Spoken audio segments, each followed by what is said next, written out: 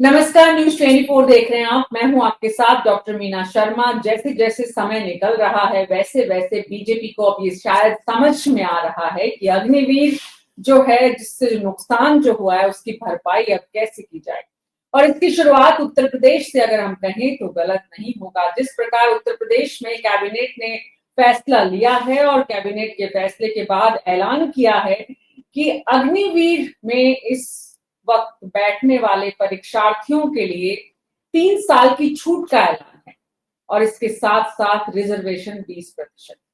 क्या कुछ इसके मायने हैं? अग्निवीर में ये ऐलान क्या अर्थ रखता है, इसका क्या मतलब है, ना सिर्फ उत्तर प्रदेश की सियासत में बल्कि पूरे देश पर इसका क्या असर पड़ेगा? क्या आने वाले दिनों में हम दूसरे राज्यों में भी ऐसी ही घोषणाएं, खास करके बीजेपी शासित प्रदेशों में, देख पाएंगे?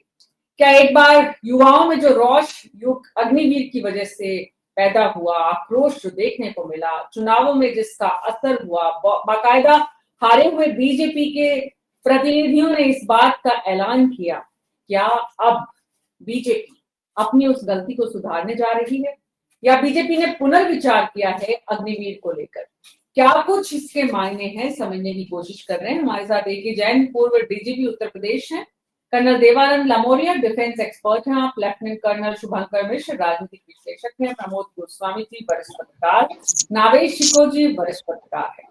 लेफ्टिनेंट शुभंकर मिश्र, किस रूप में देखते हैं आप इस घोषणा को उत्तर प्रदेश सरकार के द्वारा किया जाना? और आपके साथ इस चर्चा को आगे बढ़ाएं उससे पहले, दरअसल योगी सरकार के इस फैसले पर वहां के वित्त मंत्री क्या कुछ कह रहे हैं? उत्तर प्रदेश के वित्त मंत्री ने सामने आकर क्या कुछ कहा, किस रूप में इसका ऐलान किया, पहले उनको सुनते हैं। अग्निवीर को समायोजित करने के लिए उत्तर प्रदेश पुलिस आरक्षी, पीएसी आरक्षी, घुड़सवार और फायरमैन की सीधी भर्ती में 20% पदों पर आरक्षण देने के संबंध में आपको अच्छी तरह से मालूम है कि एक बहुत महत्वाकांक्षी योजना भारत सरकार अग्निपथ लाई थी, जिसके तहत अग्निवीर को रोजगार देने के उससे और हर तरह से उनको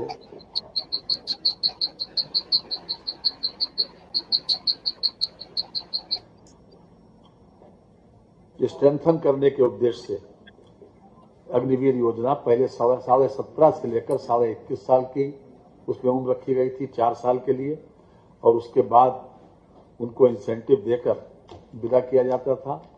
कई प्रदेशों ने और केंद्रीय फोर्सेस ने भी इसमें जो लोग एक्स अग्निवीर हुए उन लोगों को अपने अपने क्षेत्र में 10% आरक्षण दिया, कहीं 10% CISF में दिया गया, BSF में, हरियाणा में 10% दिया गया, उड़ीसा में दिया गया। उत्तर प्रदेश ने की आज मंत्रिपरिषद ने 20% हॉरिजेंटल आरक्षण देने का आज फैसला किया है। उत्तर प्रदेश सरकार का यह फैसला क्या संदेश देता है colonel Shubhankar Mishra? Audio on करिए शुभंकर जी प्लीज। निश्चित रूप से मीना जी, ये फैसला स्वागत योग्य है, बशर्ते कि ये जमीनी धरातल पर उतरे। मैं ये इसलिए बोल रहा हूं कि जो इसके पहले हमारे भूतपूर्व सैनिकों के लिए आरक्षण की व्यवस्था थी इस देश में, वो भी शायद ध्यान होगा कि 10% से लेके 20% तक की आरक्षण की व्यवस्था इस देश में भूतपूर्व सैनिकों के लिए सरकारों ने की है, राज्य सरकारों ने और केंद्र सरकार ने भी कर रखी है। लेकिन आपको ये जान के ताज्जुब होगा कि ग्रुप ए में इस देश के हमारे जो 32 राज्य और केंद्र शासित प्रदेश हैं, उनमें से सिर्फ 6 हैं जो ग्रुप ए की वैकेंसीज में एक सर्विसमैन को रिजर्वेशन देते हैं। ग्रुप बी में सिर्फ 9 स्टेट्स हैं और मजे की चीज ये है कि 4 स्टेट ऐसे हैं जो ग्रुप सी और डी में 1% भी रिजर्वेशन नहीं देते, शून्य हैं, जिन स्टेट्स का नाम है बिहार, झारखंड, केरल और मेघालय। और आपको ये जानकर कि एक हैरानी होगी कि बिहार, झारखंड और केरल से बड़ी संख्या में फौज में लोग आते हैं।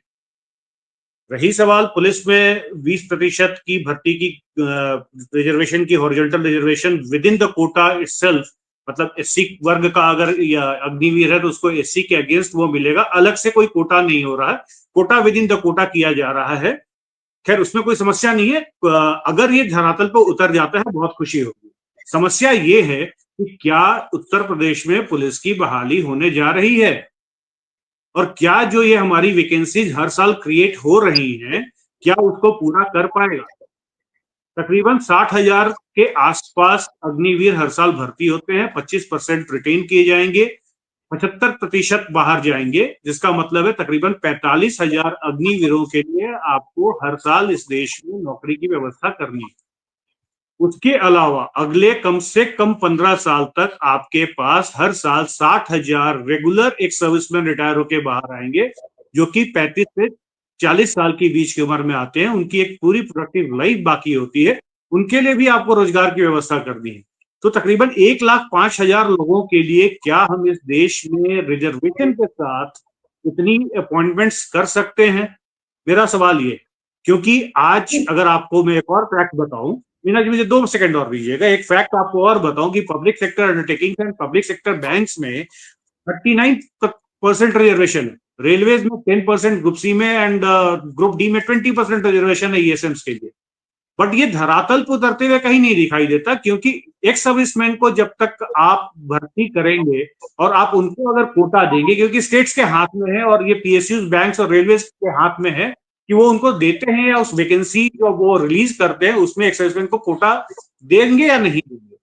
तो यहाँ पे जो जातीय समीकरण है, जो धार्मिक समीकरण है, जिसमें लोगों को उनको जाति और धर्म के नाम पर रिजर्वेशन देना ज्यादा मुफीद लगता है, क्योंकि वो वोट बैंक बन के वोट की शक्ल में तब्दील होगा, एक सर्विसमैन यहाँ कहीं पीछे छूट जाते हैं और उनको ये वैकेंसीज उनकी रिलीज ही नहीं की जाती हैं।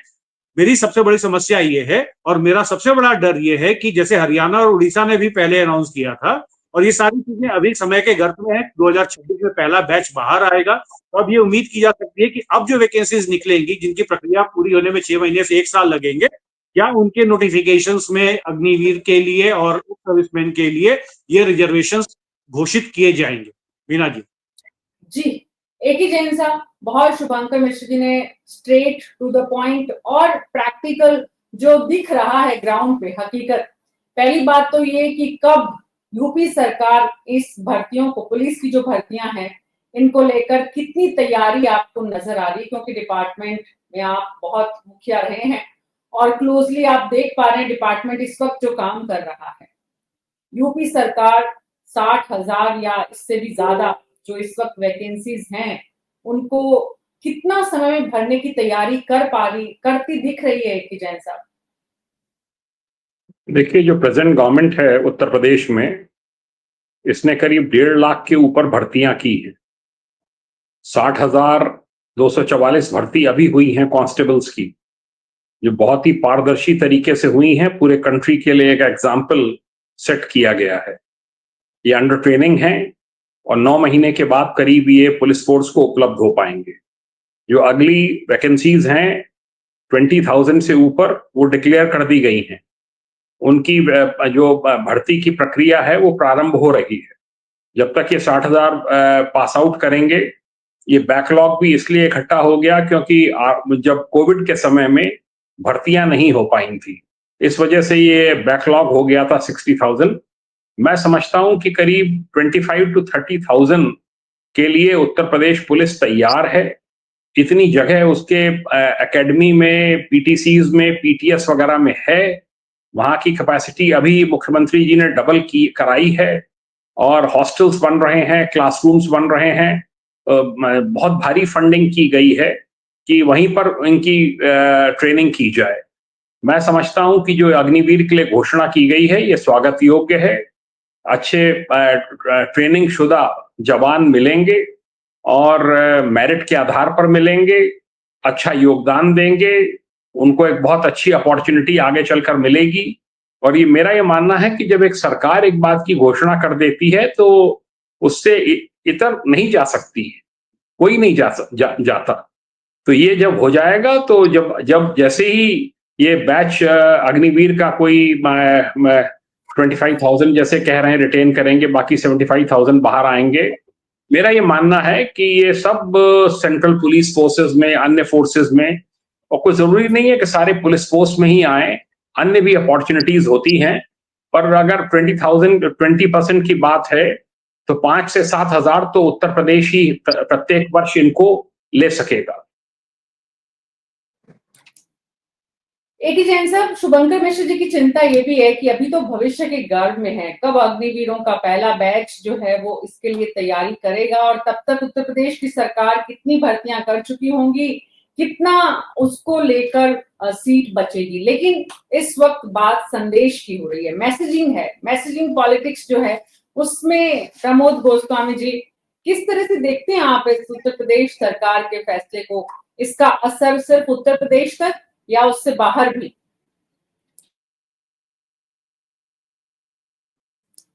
Audio Pramod ji, audio on करें प्लीज अपना। मीना जी, जैसा कि मिश्रा जी ने और जैन साहब ने अभी कहा कि ये निर्णय तो अच्छा है, निश्चित रूप से ये स्वागत योग्य है, इसमें कोई दो राय नहीं। लेकिन दिक्कत सिर्फ यही है कि हमारे इस देश में हर चीज, हर बात के पीछे एक राजनीति होती है, जैसा मिश्रा जी ने अभी इसमें एक संकेत देने की कोशिश मात्र की है कि वो आरक्षण जो है, तो अब वो जातिगत आधार पर आरक्षण, किस आधार पर आरक्षण, उसका क्या स्वरूप होगा, अभी पूरा डिटेल आना चाहिए कि वो क्या देते हैं कि उन्हें 20% तो अग्निवीरों को देंगे। अब अग्निवीरों में भी उसमें क्या वो आरक्षण भी डालेंगे या राजनीति उसमें भी, चुनावी राजनीति आगे समावेशित होगी? ये सबसे बड़ी दिक्कत है। दूसरी जो अभी मिश्रा जी ने बात कही वो भी अपने आप में एक महत्वपूर्ण है कि प्रतिवर्ष या 4 वर्षों के बाद जो एक रोटेशन है उसमें जब ये निकलेंगे अग्निवीर, तो उसमें 60% या 75% जो मिश्रा जी ने कहा कि वो कैसे समायोजित होंगे, वो समायोजित हो सकते हैं।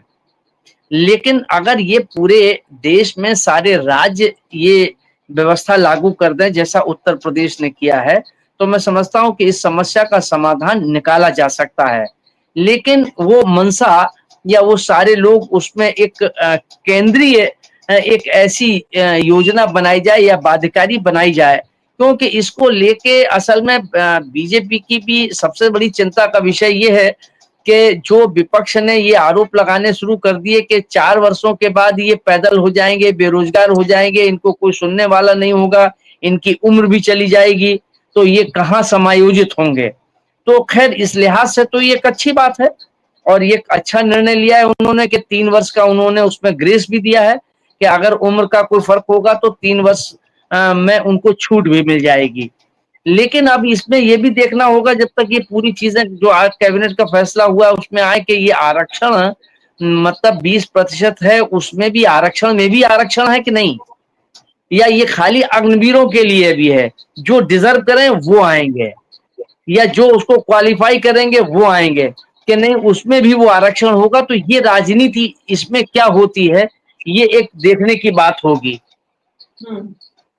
ये कोटा में कोटा का क्या कॉन्सेप्ट है, जरा थोड़ा और विस्तार से कर्नल देवानंद जी आप बताइए, ताकि युवा नौजवान जो इस वक्त इस कार्यक्रम को देख रहे हैं, जिनकी बड़ी चिंता अग्निवीर को लेकर है, जिस पर इस देश में बहुत लंबा जो युवाओं का और बल्कि सेना से जुड़े हुए तमाम लोगों का बहुत हम कुछ ही दिन पहले हमने इस पर जब डिस्कशन किया था तब भी ये बात, भारत और पाकिस्तान ऑपरेशन सिंदूर की बात हो रही थी, तब भी चर्चा इस बात की हो रही है कि भाई देश के सैनिकों को, देश के जो आर्म्ड फोर्सेस हैं उसका पहले सरकार ध्यान रखे, उसे सुरक्षित करे, उसे निश्चिंत करे।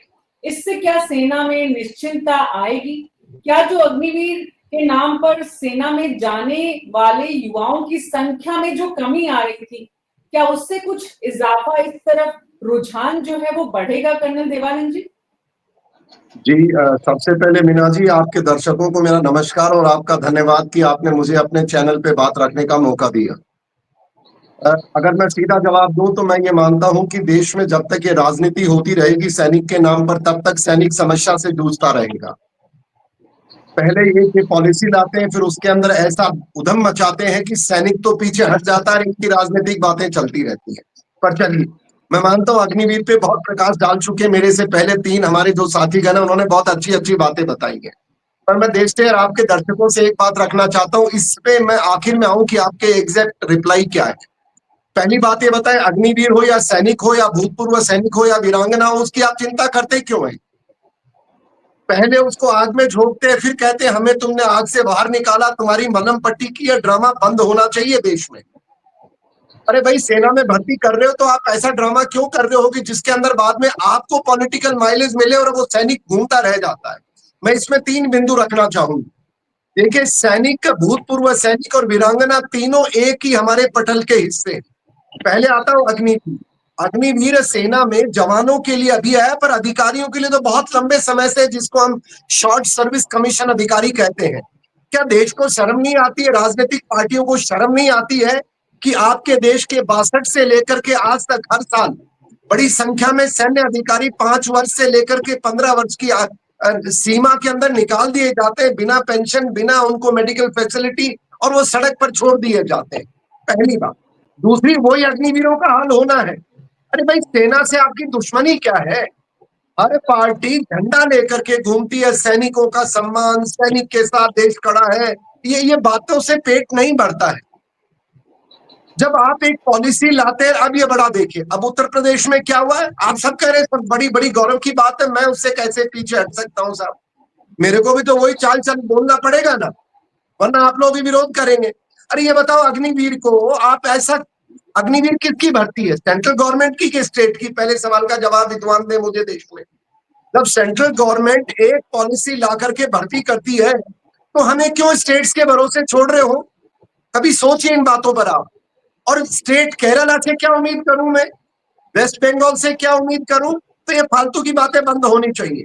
मैं आपसे 2 आग्रह करना चाहता हूं, हमारे देश की पॉलिटी से और हमारे जितने भी बड़े बड़े गणमान्य व्यक्ति हैं, सैन्य अधिकारी हैं, ब्यूरोक्रेट्स हैं, पुलिस के अधिकारी हैं, जजेस हैं, मैं 2 बातें रखना चाहता हूं।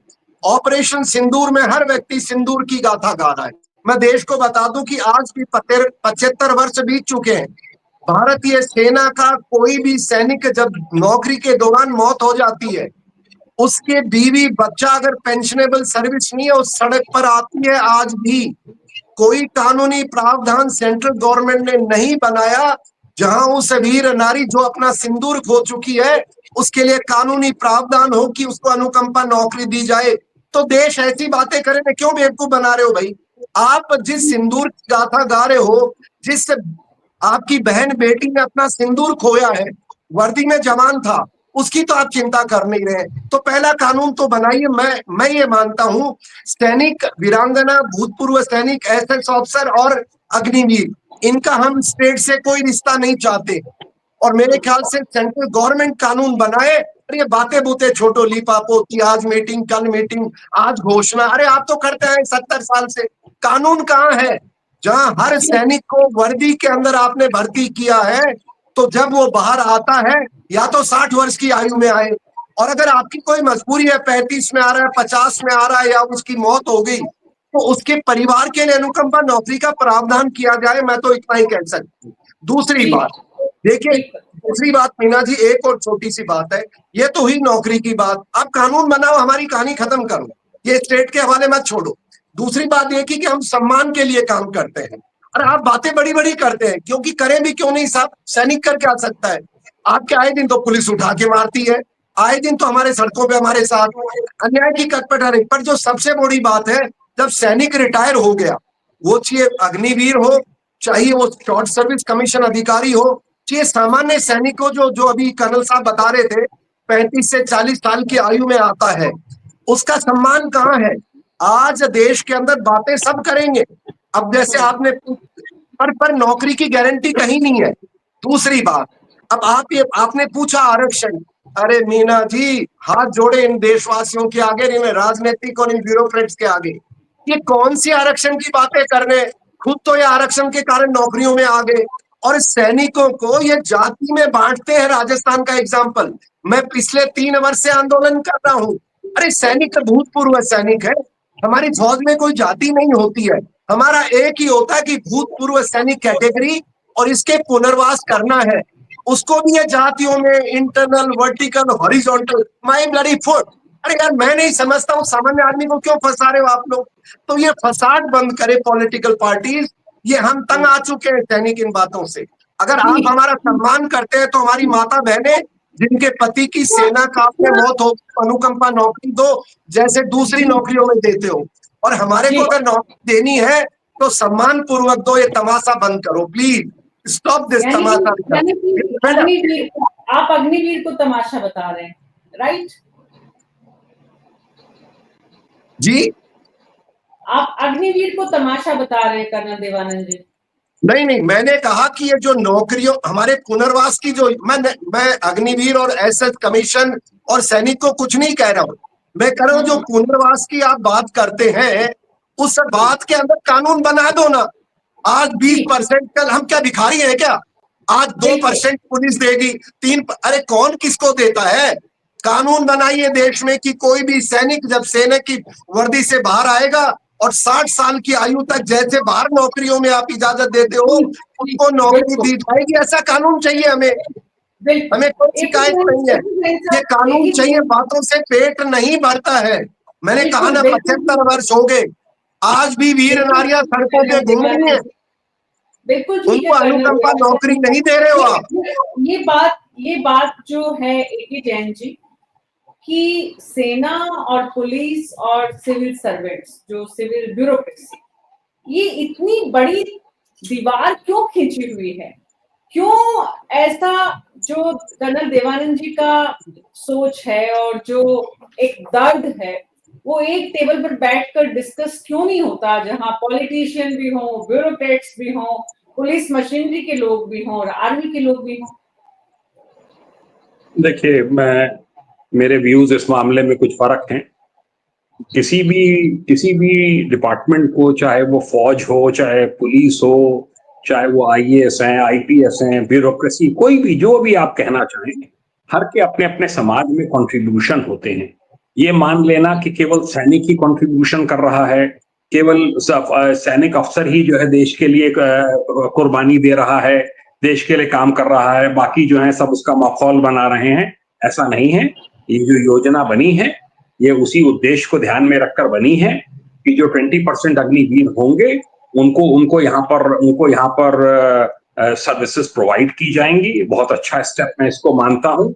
ट्रेन मैन पावर है, यंग मैन पावर है, उसका पूरा यूटिलाइजेशन प्रॉपर होना चाहिए। उनको पूरा सम्मान मिलेगा, उनको 60 इयर्स तक सर्विस करने का मौका मिलेगा और वो ट्रेंड है और उसका एडवांटेज मेरा ये मानना है यूपी पुलिस को मिलेगा और अग्निवीरों को भी एक खुले मन से ज्वाइन करना चाहिए। रही बात उसकी कि जो आरक्षण की बात हो रही है, आरक्षण जो है वो जो प्रेवलेंट है उत्तर प्रदेश में, उसको मैं नहीं समझता कि कोई भी सरकार वेव ऑफ कर सकती है। जो भी आरक्षण है उसका पालन होगा। देखिए, एक बात आपको और बता दूं, यूपी में मैं तो आईजी एस्टेब्लिशमेंट रहा हूं, मैंने भर्तियां देखी हैं। कोई अगर जनरल कैटेगरी में अगर आ जाता है, अगर मेरिट में, तो जनरल कैटेगरी में वो सीट काउंट होती है और जो रिजर्व सीट है वो वैसी की वैसी रहती है। ये ओबीसी पे भी अप्लाई करती है, एससी एसटी पे भी अप्लाई करती है। इसलिए कभी कभी जो आरक्षण है, जैसे एससी एसटी ओबीसी अगर जनरल कैटेगरी के लिए क्वालिफाई करते हैं तो जनरल कैटेगरी में उनकी काउंटिंग होती है। आरक्षण का कोटा उतना ही विधिवत बना रहता है। ये एक व्यवस्था है। यही व्यवस्था अग्निवीरों के साथ मेरी समझ से लागू होगी। मैं नहीं समझता कि स्टेट गवर्नमेंट इसके लिए कॉम्पिटेंट है। जहां जब कोर्ट्स के ऑर्डर्स हैं कि वो अलग से एक व्यवस्था कर दे कि जो अग्निवीर आएंगे वो बिना किसी आरक्षण के आएंगे, मैं नहीं समझता। अगर ऐसा कुछ करने का प्रयास भी हुआ तो जो भर्ती होने भी जा रही है ये दसियों साल के लिए लटक जाएगी और ये कोर्ट केसेस इसमें होने शुरू हो जाएंगे। मैं पुनः इस बात को कहना चाहता हूं कि स्वागत योग्य स्कीम है और इसका स्वागत किया जाना चाहिए। मुख्यमंत्री जी ने अच्छा एक स्टेप लिया है। जो होनहार बच्चे हैं जो आएंगे अग्निवीर, वहां से सेना से निकल के उनको एडजस्ट किया जाए वो एक अच्छी नौकरी पाएं, इज्जत से नौकरी करें, और यहाँ पर भी जो शौर्य दिखाना चाहते हैं उसका पूरी अपॉर्चुनिटी। देखिए, सबसे सबसे अच्छी बात यही है डेमोक्रेसी की और हमारे पैनल की, यहाँ पे अलग अलग विचारों के लोगों को सुनते हैं, समझते हैं और उसके बाद क्या बेहतर होना चाहिए समाज के लिए और सरकार के लिए, उस पर हम कोशिश करते हैं कि समाज और सरकार तक ये बातें पहुंचे।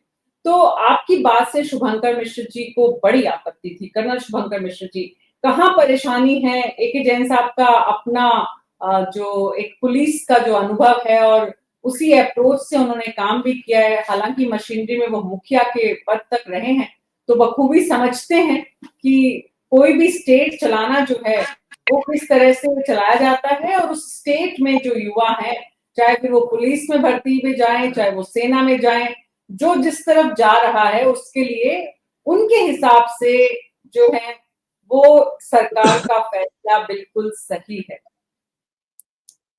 मीना जी, मुझे जैन साहब की किसी भी बात पे कोई आपत्ति नहीं है, वो उनका अपना व्यू पॉइंट है and he is entitled to have his viewpoint. And उन्होंने बिल्कुल सही कहा कि सिर्फ सैनिकों का योगदान नहीं है, हर किसी का योगदान है, लेकिन इतना तो जैन साहब भी मानेंगे कि सैनिकों का शायद थोड़ा बहुत योगदान है, पुलिस का योगदान ज्यादा होगा, बिकॉज वो सामने दिखाई देते हैं, उनके पास लाठी होती है जिसको वो चला लेते हैं। तो मैं मानता हूं उस बात को, कानून व्यवस्था का बिल्कुल वो पालन कराते हैं और किस तरीके से कराते हैं वो जनता के सामने है। तो मतलब बट ये तो जैन साहब भी शायद मानेंगे कि 1-2% या शायद उससे भी कम फौज का भी कोई योगदान या एक सर्विसमैन का भी कोई योगदान होगा। अब रही बात आपकी अग्निवीरों की। अग्निवीर 4 साल का युवा ट्रेंड सिविल को मिल रहा है। जैन साहब या बाकी जितने भी एक्स डीजीपी या वर्तमान डीजीपी से बहुत खुश होंगे कि ये ट्रेंड मैन पावर आ रही है। मेरा एक काउंटर क्वेश्चन है, बड़ा विनम्र सा सवाल है कि इसके पहले जो 35 साल की उम्र में पूरी नौकरी करके 17 साल नौकरी करके ट्रेंड युवा आता था, यहाँ हमारे 54 साल के राजनेता युवा कहलाते हैं, 37 साल का युवा जो बाहर आता था, क्या वो ट्रेंड नहीं था? क्या उसकी भर्ती करते समय पुलिस महकमे को, सीपीओ को, पीएसयू को उस ट्रेंड मैन पावर की जरूरत नहीं होती थी? मतलब ये चीजें बोलने के लिए बहुत अच्छी है। एक डेटा में देख रहा था, 4,15,315 सैंक्शन स्ट्रेंथ है यूपी पुलिस की, कांस्टेबलरी की, जिसमें से 3,03,450 हैं, 1,11,885 वैकेंट थे, जिसमें से जैन साहब बता रहे 60,000 की भर्ती हो गई है, बच गए 51,000, 20,000 की और होने जा रही है, बच गए 31,000। और पुलिस की भर्ती में आपको भी पता है कि हर साल जो रिटायरमेंट है, जैन साहब ज्यादा बेहतर बता पाएंगे कि हर साल वेस्टेज रेट क्या है। जैसे मैंने आपको बताया कि फौज का वेस्टेज रेट 60,000 का है, मेरे ख्याल से यूपी पुलिस का 10 या 12,000 का होगा साल का। तो यूपी पुलिस अपनी पूरी अच्छी नियत के साथ चाह के भी अगर 10,000 वैकेंसी हर साल निकालती है एक रूटीन प्रोसेस में, तो वो 2,000 से ज्यादा अग्निवीरों को अकोमोडेट नहीं कर सकती। और यूपी सबसे बड़ा राज्य है जहां से सबसे ज्यादा सैनिक जाते हैं, और वहां पे भी वो सिर्फ अगर 2,000 एक सर्विसमैन अग्निवीर को अकोमोडेट कर रही है, जिसमें वो अभी मैं तो एएसएम्स की बात ही नहीं कर रहा, क्योंकि आपका मुद्दा अग्निवीरों का है। अगर मैं एएसएम की बात पे हूं तो पता नहीं, मतलब लोगों के पास शायद जवाब देने के लिए कुछ नहीं होगा कि आज तक क्यों नहीं किया गया। और दूसरा, आपने बीच में कर्नल देवानंद सर से एक चीज पूछी थी कि क्या आप अग्निवीर को तमाशा मानते हैं। सर ने थोड़ा सा वो पॉलिटिकली करेक्ट होकर जवाब दे दिया, बट मैं निश्चित रूप से इसको तमाशा मानता हूं और मेरा स्टैंड उस दिन से यही है जिस दिन से इसको लागू किया गया। आपके पास क्या देश में इतनी कंगाली है? 1 मिनट मीना जी, आपके पास देश में इतनी कंगाली है कि आप 4 साल एक बच्चे से नौकरी कराते हैं और आप जानबूझ के उसकी जो सीमा है वो 4 साल रखते हैं कि आपको ग्रेचुइटी ना देनी पड़े, और कोई कारण नहीं है। क्या आप उस सैनिक को ग्रेचुइटी भी नहीं दे सकते हैं जो 4 साल आपके यहाँ नौकरी करके जा रहा है? चाहते क्या है आप लोग इस देश में? आप फौज को डिसबैंड कर दीजिए, कोई जरूरत नहीं है। और देवानंद साहब ने बहुत अच्छी एक बात बोली कि आप ऐसा क्यों नहीं कर सकते कि जो लेटरल एंट्री की बात हर पे कमीशन करता आ रहा है, सैनिक अपने सेना की नौकरी से हटता है, उसको उसी दिन रिकॉर्ड से, जिस दिन वो रिटायर होता है, उसको एक सूचना मिले, भाई आपका समायोजन इस सीपीओ में, इस बैंक में, इस पुलिस फोर्स में आपका समायोजन कर दिया गया, आप वहां जाइए, रिपोर्ट कीजिए, और जैसे बाकी लोग 60 साल की नौकरी करते हैं आप भी नौकरी कीजिए। ऐसा क्यों है कि सेंट्रल गवर्नमेंट कही कि एम्प्लॉय जो सैनिक है उसके लिए कानून उसके बरखिलाफ है?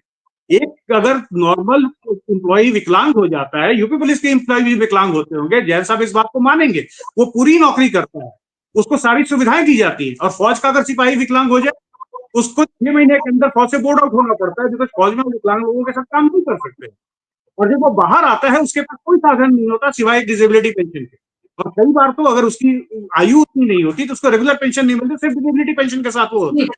जी जी कर्नल देवानंद जी, आखिर हम जो बात सेना है, कहीं और की सेना तो है नहीं। या जो बात कर्नल देवानंद आप या हमने 4 दिन पहले भी इस पर डिस्कशन किया था, तो बहुत व्यापक रूप से जो अग्निवीर योजना से जुड़े हुए नकारात्मक पक्ष हैं, जो कि युवाओं का पूरी तरह से हतोत्साहित करने वाले जो सिलसिलेवार बिंदुवार जो परेशानियां हैं, केंद्र सरकार बहुत सोच समझकर इस योजना को लाई थी। तो पॉलिटिकल इन्वॉल्वमेंट, ब्यूरोक्रेटिक अप्रोच और सेना का पार्टिसिपेशन, सहभागिता, क्योंकि कोई भी इतना बड़ा फैसला सेना की सहमति के बिना तो नहीं हुआ होगा। बात ये भी है कि अग्निवीर को लेकर बहुत लंबे समय से जी कर्नल साहब आप बड़ा मुस्कुरा रहे हैं, आपकी ये जो मुस्कुराहट क्या है। मीना जी आप सेना की सहमति क्यों मजाक करते हैं? अरे हमारे सेना के कानून हम बाहर बोल भी नहीं सकते, हमारी यूनियन भी नहीं हो सकती, हम हमारा दुखड़ा भी नहीं रो सकते और हम किसी को बोल भी नहीं सकते। ये तो पहली बात है। दूसरी बात, मेरे साथी जो शायद पुलिस से हैं, उनका मुझे व्यक्तिगत तौर पे पता नहीं, मैं उनसे एक सवाल पूछना चाहूंगा। इन्होंने कहा कि सेना का कोई कुर्बानी ज्यादा नहीं है। बिल्कुल ज्यादा नहीं है। कर्नल साहब ने बताया, उड़ीसा पुलिस से जाके पूछिए, कुर्बानी उनकी ज्यादा है।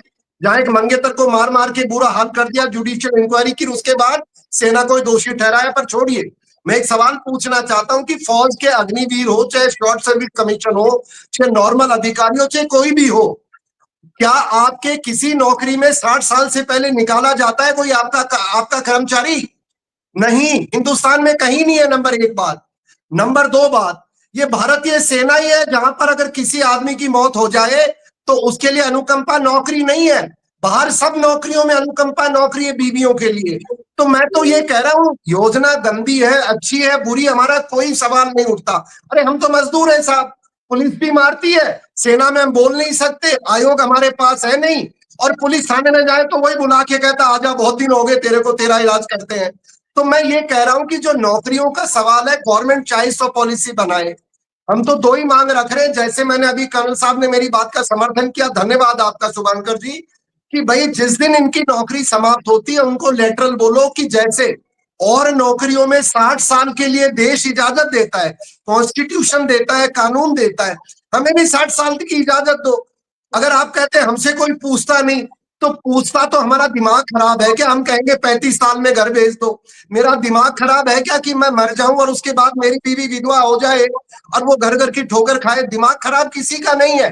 और हमारा योगदान कितना है क्या मैं नहीं जानता, तो फिर क्यों आप ये क्या नाम कौन सा है, सिंदूर सिंदूर करते हो? क्यों तिरंगा तिरंगा करते हो? ये झूठ मत करो प्लीज, डोंट ट्रबल अस। मैं यही कहता हूं, अगर हम आपके नागरिक हैं, हम आपके बच्चे हैं और हमारे को कानूनी अधिकार है, हम स्वीकार करते हैं सेना के कानून में हम बाहर नहीं आ सकते, तो क्या हमारी आवाज देश नहीं बन सकता? क्या हमारे साथ सरकार न्याय नहीं कर सकती? और कौन सी नौकरी जिसमें 60 साल से पहले लोग जाते हैं? तो कृपया करो, माफ करो, हमें बदनाम मत करो। और आपने कहा सम्मान, अरे सम्मान तो सबका भाई, मेरा भी है, मैं रिटायर्ड आदमी हूं, बट आज मैं बोल सकता हूं तो ही आप नाराज हो रहे हैं, तो ही हमें आप ज्ञान बांट रहे हैं कि आपकी कुर्बानी ज्यादा नहीं है। कुर्बानी किसी की ज्यादा नहीं है। हम हाथ जोड़ते हैं, हमने नौकरी की है, उस वीरांगना और उस सैनिक को 60 साल से पहले मत निकालो। अगर निकाल रहे हो तो लेटरल कानून बनाओ। मेहरबानी मत करो कि मैं पुलिस में ले लूंगा। क्यों ले लोगे पुलिस में? क्यों बैंक में ले लो? क्यों चौकीदार ले लोगे? ये तुम्हारे घर की फौज है क्या? ये देश की फौज है। या तो देश की फौज को डिस्बैंड कर दो और पुलिस को लगा दो, या किसी सिविल इंडस्ट्री को लगा दो, वरना हमारे कानून जिस प्रकार से सामान्य नागरिक को 60 साल का अधिकार है, सैनिक को भी दीजिए। बस यही कह सकता हूं, और मेरे पास कोई तर्क और वितर्क नहीं है Meena ji. I have no logic to explain. Colonel Devanand ji, बहुत अच्छे से आपकी बात समझ में आ रही है, बहुत क्लियर है, इसमें कोई ऐसी मैथमेटिक्स है नहीं, ट्रिग्नोमेट्री है नहीं जिसे समझा ना जा सके, एकदम सीधी सीधी बात है। और इस देश की सरकार भी इस बात को ठीक से समझे, और अगर नहीं समझ रही है तो सरकार के अपने तर्क हैं, सरकार की अपनी सोच है, सरकार की अपनी प्राथमिकताएं हैं। लेकिन आज इतनी चर्चा ऑपरेशन सिंदूर की, तिरंगा यात्रा, जय हिंद सभाएं, इतनी सारी बातें हो रही हैं, तब ये प्रश्न तो लाजमी है कि भाई ये सेना के साथ मतलब दोहरा आचरण क्यों हो रहा है, क्यों अरे एहसान दिखाते हो नौकरी दे करके, नौकरी से निकाल क्यों रहे हो? पहले ये बताओ, निकाल क्यों रहे हो देश हमको नौकरी से? क्यों शॉर्ट सर्विस ऑफिसर को निकालते हो? क्यों सैनिक को अग्निवीर बनाया? क्यों निकाल रहे हो 40-60 साल की उम्र से पहले? या तो पूरे देश की नौकरियों को 60 साल का बैन कर दो, या हमारे को भी बराबर का अधिकार। कर्नल देवानंद जी, एक बात तो और भी है कि ये जो सिस्टम है या ये जो सेना की नौकरी से जुड़े हुए फैक्ट हैं, ये तो बहुत पुराने हैं। इनके लिए नियम कानून बहुत लंबे समय से बने हुए हैं। ये आवाज आपसे पहले या पिछले कुछ सालों में जिस तरह से उठी, उतनी पुरजोर ढंग से शायद नहीं उठ पाई आप लोगों की आवाज कि सरकार इसको ठीक से सुन पाए। प्रमोद गोस्वामी जी, कहाँ आप महसूस करते हैं, मैं एक ही जन साहब आपके पास आऊंगी प्रमोद जी को सुनने के बाद, प्रमोद जी कहाँ महसूस करते हैं आप कि इतना रोष देवानंद जी में है, इतना नुकसान लोकसभा चुनाव में सत्तारूढ़ दल को हुआ, इसमें कोई दो राय नहीं है, और इसमें बहुत बड़ा कारण रहा जिसका खुद जो कैंडिडेट्स थे उन्होंने कहा कि अग्निवीर का मुद्दा हमारी हार का कारण बना। कितना कारण बना या नहीं बना, लेकिन उत्तर प्रदेश सरकार का ये फैसला ये तो बता रहा है कि सरकार पुनर्विचार कर रही है अग्निवीर को सोचकर। लेकिन ये जो रास्ते निकाले जा रहे हैं, ये रास्ते दरअसल स्थायी नहीं हैं। ये रास्ते सिर्फ मुद्दा भटकाने के वो हैं। इससे कर्नल देवानंद या कर्नल शुभंकर मिश्र को नहीं भटकाया जा सकता। नौजवानों को कुछ समय के लिए, जो नए आ रहे हैं, जिनको फौज में जाना है या जिनको बेरोजगारी से परेशान है या जिनको एक उम्मीद है कि भाई कुछ तो करो, तो चलो ठीक है इतना कर देंगे, इतना कर देने से ये मुद्दा सुलझ जाएगा क्या?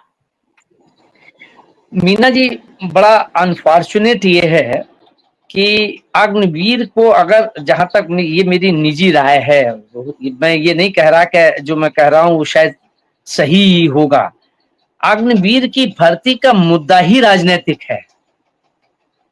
रोजगार के मामले पे कि रोजगार कैसे दिया जाए, तो ये व्यवस्था की गई, लेकिन इसमें यह सुनिश्चित नहीं किया गया कि इसके साइड इफेक्ट्स कितने हैं।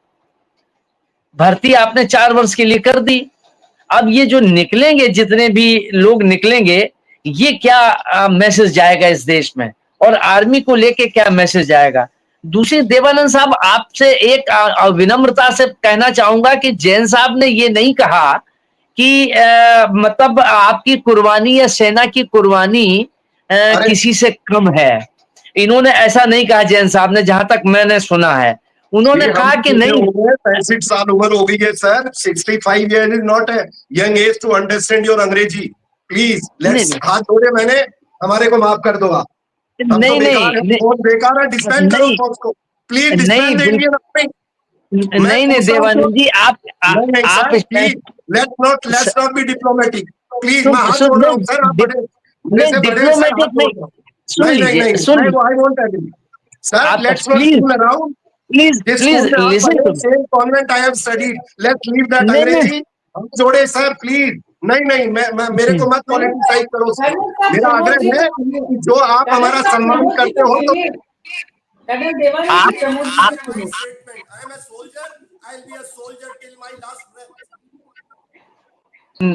नहीं, देवानंद जी, आप नाहक जो है नाराज हो गए। उन्होंने यही बात कही है जैन साहब ने कि सभी लोगों का कंट्रीब्यूशन है, आपका कंट्रीब्यूशन कहीं से कम नहीं है। शायद समझने में कुछ गलतफहमी हुई। देवानंद जी, आप अपना ऑडियो बंद करिए प्लीज। देवानंद जी, आप अपना ऑडियो बंद करिए प्लीज। शुभांशु जी, आप भी अपना ऑडियो बंद करें। एक ही जैन साहब, मैं आपके पास आऊंगी, लेकिन प्रमोद जी आप अपनी बात पूरी करिए। तो जो मीना जी, मैंने कहा ना कि ये एक राजनीतिक, जो अग्निवीरों की भर्ती है, यही एक राजनीतिक मुद्दा है, और राजनीति इसके पीछे नेपथ्य में छिपी हुई है कि जो क्लेम किया गया, जो वादे किए गए उनको कैसे पूरा किया जाए। तो एक मेजर या ज्यादा युवकों की नाराजगी को कम किया जाए तो उन्होंने कहा कि 4 वर्ष के लिए डाल दो। उसके जो है साइड इफेक्ट्स पर विचार नहीं किया गया। ये साइड इफेक्ट्स बहुत देंगे और यही विपक्ष ने भी उसको लेके इनको घेरा और उसी का ये परिणाम है कि ये 20% का ये स्टेट गवर्नमेंट या यूपी गवर्नमेंट ने लाए हैं या और गवर्नमेंट लाने का प्रयास करेंगी। तो ये जो है वो कोई मतलब जो अभी मिश्रा जी ने बात बिल्कुल एक आंकड़ों के साथ रखी, उन्होंने कहा कि इतने निकलेंगे इतने कहाँ जाएंगे, ये तो जो है दाल में छौंक के बराबर होगा। तो उसकी कोई स्थायी व्यवस्था होनी चाहिए। ये कहीं ना कहीं इसके पीछे, और मैंने शुरुआत में ही ये बात कही थी कि ये राजनीति इसके पीछे और आर्मी में राजनीति का कोई महत्व न रहा है, लेकिन ये पहली बार ऐसा हुआ है। जी जी, इस देश में इस वक्त आर्मी को लेकर जितनी राजनीति हो रही है उसका इस देश की दुनिया में जो ग्लोबली हम अपनी बात बता रहे थे कि हम कहाँ पहुंच गए, वो तो हमने देख ही लिया कि हम कहाँ पहुंच गए। दुनिया का इस वक्त भारत पाकिस्तान के मुद्दे पर जिस तरह का रिस्पॉन्स और रिएक्शन देखने को मिला, वही भारत के भीतर भी सेना से जुड़े हुए जितने परिवार हैं वो भी देख रहे हैं कि राजनीतिक दल उनका किस तरह से फायदा उठाना चाह रहे हैं। ऐसी स्थिति में जब राजनीतिक मंशा से कोई काम किया जाता है तो ब्यूरोक्रेसी उनके हाथों का, यानी राजनेताओं के हाथों का कहीं ना कहीं इस्तेमाल होने का माध्यम बनती है ए.के. जैन जी। और जब माध्यम बनती है ब्यूरोक्रेसी, चाहे फिर उसमें आईएएस हो चाहे वो आईपीएस हो, तो आप लोग देखते हैं कि कहीं ना कहीं आपके भी हाथ बंधे हुए होते हैं जब इस तरह के डिसीजन होते हैं और आपको सरकार को बचाना भी पड़ता है।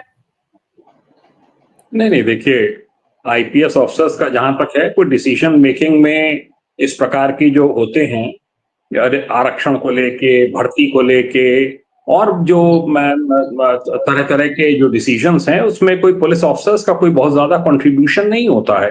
पुलिस ऑफिसर्स बेसिकली जो स्टेट गवर्नमेंट की पॉलिसीज हैं, सेंट्रल गवर्नमेंट की पॉलिसीज हैं, उनको इम्प्लीमेंट करना हमारा काम है। नक्सलिज्म के खिलाफ अभियान चल रहा है, उसमें लगना है। टेररिज्म के खिलाफ चल रहा है, उसमें लगना है। एंटी डकैती ऑपरेशंस चल रहे हैं, उसमें लगना है। तो ये साइबर क्राइम्स हो रहे हैं, इंस्ट्रक्शंस दिए जाते हैं कि साहब इसको करिए। जो सिक्योरिटी है वाइटल इंस्टॉलेशंस की या और जगह की, इसको करना है, वो करिए। वीवीआईपी ड्यूटीज हैं, तो अपना अपना काम है, अपना विभाग है। मेरा तो साफ एक बड़ा मानना है कि समाज में हर किसी का कंट्रीब्यूशन है, चाहे वो डॉक्टर्स हों, चाहे वो इंजीनियर्स हों, चाहे वो पुलिस हो, ब्यूरोक्रेसी हो, आर्मी हो, सबका अपना अपना पूरा देश में योगदान है। मैं तो केवल इस पे कमेंट कर रहा हूं कि जो ये अग्निवीरों की भर्ती का डिसीजन लिया गया है, ये सर्वथा उपयुक्त है, सही निर्णय लिया गया है। ये आएंगे, इससे पुलिस फोर्स को भी मजबूती मिलेगी, उन बच्चों को रोजगार मिलेगा, 60 वर्ष की आयु तक वो अपना कार्य कर सकेंगे और उनका योगदान रहेगा उत्तर प्रदेश में। और मैं इसको सिर्फ वेलकम करता हूं। बाकी और किसी मुद्दे के ऊपर मैं अनावश्यक किसी भी कंट्रोवर्सी में नहीं जाना चाहता। मैं बहुत ओपन माइंड से डिबेट में बैठा हूं और मेरा ये मानना है कि वो ट्रेन्ड मैन पावर होगी, अच्छे नवयुवक होंगे और उनको लेने से हमारा पुलिस फोर्स, मैंने इस विभाग में 37 ईयर्स सर्विस की है, मेरा ये मानना है कि उससे मजबूती मिलेगी। रही बात वैकेंसीज की, 20,000 अभी डिक्लेयर हुई है, अभी 60,244 की भर्ती होके चुकी है। सब इंस्पेक्टर्स और बड़ी संख्या में प्लेटून कमांडर्स, पीएसी में भर्तियां चल रही हैं। अप्रोक्सीमेट माना जा रहा है कि अगले कुछ सालों तक लगातार 25,000 से 30,000 की भर्ती उत्तर प्रदेश में होगी। अभी होके चुकी है और ऑलरेडी 20,000 से ऊपर की भर्ती ऑर्डर हो चुकी है और उसकी प्रक्रिया प्रारंभ हो गई है। तो अगर 20% उसमें से आते हैं अग्निवीर, तो एक साइजेबल नंबर होगा और उनको यहाँ पे यूपी में अपनी स्टेट में रहकर कार्य करने का मौका मिलेगा और एक प्रदेश की सेवा कर सकेंगे, यहाँ के नागरिकों की सेवा कर सकेंगे। प्रमोद जी, सरकार का जो प्लान है इस अनाउंसमेंट के पीछे, वो कितना काम करता आपको नजर आ रहा है? सरकार इसमें कितनी सफल होगी अगर इस तरह के काम को, मतलब सरकार इसमें अग्निवीरों की भर्ती को शुरू कर देती है और सरकार की जो मंशा है पॉलिटिकल फायदा लेने की, कितनी आपको उसमें दिखती है सफलता की गुंजाइश? देखिए इसमें मीना जी जिस ढंग से 20% का लिया गया है, मुझे नहीं, ये खाली एक मैसेज तो जरूर जाएगा और उसको भुनाने की कोशिश होगी, भरपूर भुनाने की कोशिश होगी। मतलब वही अभी जैसा कि कर्नल साहब ने, देवानंद साहब ने बात किया, मैं उससे सहमत हूँ। मिश्रा जी ने भी बात कही, चाहे वो सिंदूर का मामला हो, उसको क्या नहीं भुनाया जा रहा है, ठीक है। या पुलवामा हुआ, उसको उसको नहीं भुनाया गया, या उसको किस ढंग से सब चीजें की गई, और आज भी डिबेटें कितनी आ रही हैं उसके ऊपर लेके।